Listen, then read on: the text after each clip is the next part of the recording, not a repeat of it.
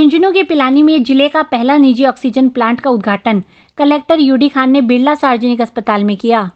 समाज सेवी डॉक्टर मधुसूदन मालानी के प्रयासों से बिरला सार्वजनिक अस्पताल बिट्स एल्यूमनाई बैच 75 तथा जेनिट डाइट इंटरमीडिएट्स के आर्थिक सहयोग से स्थापित किए गए प्लांट की क्षमता 1000 लीटर ऑक्सीजन जनरेट करने की है। इस मौके पर कलेक्टर ने डॉक्टर मालानी व उनकी टीम को बधाई दी और कहा कि इससे सभी प्रेरणा लेनी चाहिए, क्योंकि यदि हर अस्पताल खुद आत्मनिर्भर होगा तो उसका फायदा पड़ोस के लोगों को भी मिलेगा।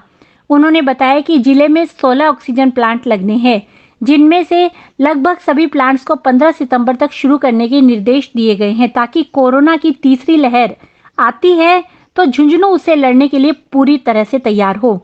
डॉक्टर मालानी ने इस मौके पर कहा कि यहाँ के लोगों की पीड़ाओं को ध्यान में रखते हुए निजी क्षेत्र का पहला प्लांट हमने स्थापित किया है। यहाँ पर अस्पताल के अलावा बाहर भी जरूरत पड़ने पर ऑक्सीजन दी जाएगी। कार्यक्रम में महिला अधिकारिता विभाग के उप निदेशक Viplav Nyola, CMHO doctor Chhotelal Gurjar, BITS Pilani के वीसी आन शाह आदि मौजूद थे। अस्पताल की ओर से एल्यूमिनाई बैच 75 चैरिटेबल ट्रस्ट को सम्मान पत्र देकर सम्मानित किया गया और अतिथियों को मालानी द्वारा लिखित पुस्तक भेंट की गई।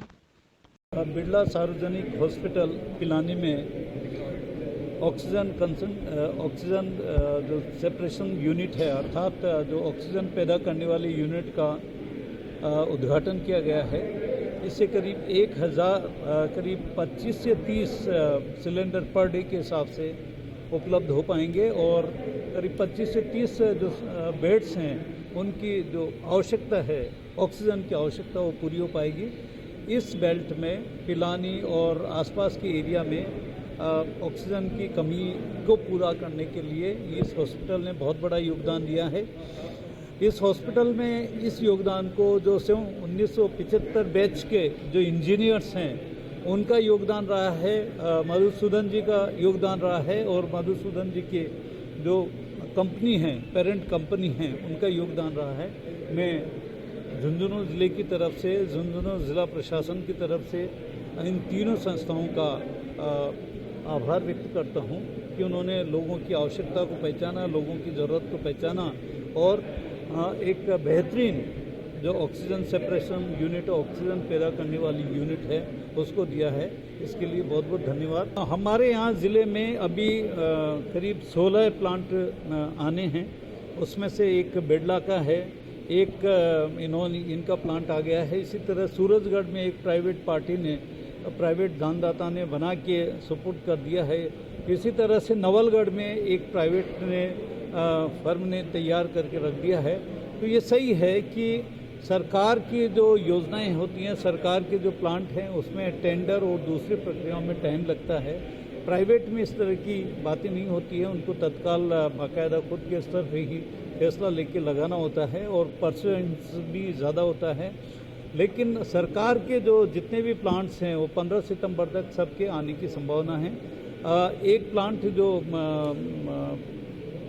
पीएम रिलीफ फंड का है वो शानदार बन रहा है, उसका भी इसी महीने में आने की संभावना है। और मैं उम्मीद करता हूं कि हमारे ज़िले में चाहे बच्चों के लिए, चाहे बुज़ुर्गों के लिए, चाहे अन्य बीमार व्यक्तियों के लिए ऑक्सीजन की किसी की तरह की कोई कमी नहीं रहेगी। हमारे 1000 से ज़्यादा ऑक्सीजन कंसंट्रेटर्स हैं, उनका भी हम सदुपयोग कर रहे हैं। तो हम पूरी तरह से तैयार हैं तीसरी कोरोना की लहर से बचने के लिए।